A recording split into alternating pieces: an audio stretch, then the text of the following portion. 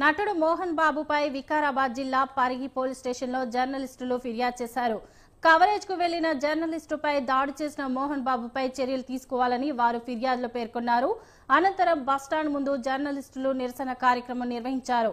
జర్నలిస్టుపై మోహన్ బాబు దాడిని ఖండిస్తూ ఆందోళన చేపట్టారు. రోడ్డుపై బైఠాయించి మోహన్ బాబుకు వ్యతిరేకంగా నినాదాలు చేశారు. మోహన్ బాబును వెంటనే అరెస్టు చేయాలని జర్నలిస్టులు డిమాండ్ చేశారు. జర్నలిస్టుల నిరసనతో నేషనల్ హైవేపై భారీగా వాహనాలు నిలిచిపోయాయి.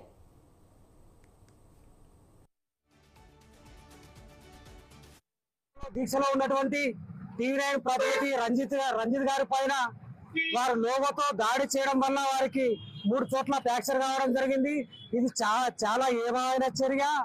వారి పైన ఖచ్చితంగా అటెంప్ట్ మర్డర్ కేసు బుక్ చేయాలి.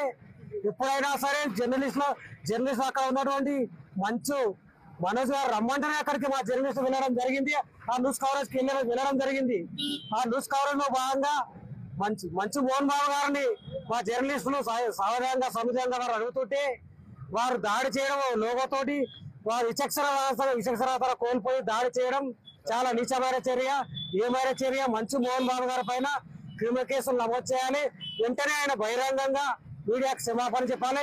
ఇలాంటి ఘటన పునరావృతమవకుండా చర్యలు తీసుకోవాలి. మేము పరిగి నియోజకవర్గ జర్నలిస్ట్ సంఘం తరఫున అందరం కూడా డిమాండ్ చేస్తున్నాం. ఒక అయ్యప్పమాలలో దీక్షలో ఉన్నటువంటి టీవీ9 ప్రతినిధి రంజిత్ గారి పైన వారు లోగోతో దాడి చేయడం వల్ల వారికి ప్రభుత్వం మారితే